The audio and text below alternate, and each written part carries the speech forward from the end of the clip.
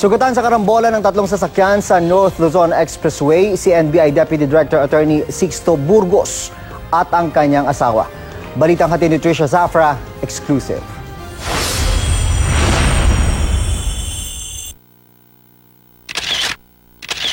Napuruhan ang kanang bahagi ng SUV na ito matapos mabangga ng 2 beses sa North Luzon Expressway sa bahagi ng Maykawayan, Bulacan. Sugatan ang sakay na si NBI Deputy Director for Intelligence Attorney Sixto Burgos at kanyang may bahay na si Flor. Isinugod sila sa East Avenue Medical Center. Iniinda ni Burgos ang sakit ng likuran mula leeg hanggang balakang. Nagtamo naman ng mga galos sa kanang braso si Mrs. Burgos. Nagpapasalamat sila na ligtas na sa peligro. Papunta raw silang Maynila mula Bulacan nang pumreno ang kanilang sinusundang sasakyan.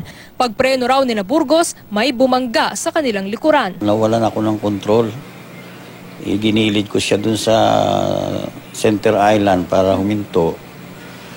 Pero nakarating kami sa plastic barrier kaya lumundag yung sasakyan namin. May nabangga rin yata yung isang truck na covered van. Isinugod sa Manila Central University Hospital ang closed van driver na si Danilo Pagador na nagtamo ng bali sa kaliwang braso. Hawak naman ng Maykawayan Police ang driver na bumangga kina Burgos na si Hannibal Ramos. Tumangging magbigay ng komento si Ramos. Hiling na mag-asawang Burgos sa nakabangga. Panagutan nito ang nangyari sa driver ng closed van.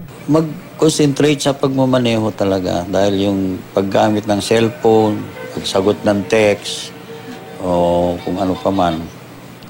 Dapat tsaka hindi rin natin alam, baka inantok siya. Maraming factor, pero yun dapat 100% tayo pag nagmamaneho tayo. Trisha Zafra, GMA News.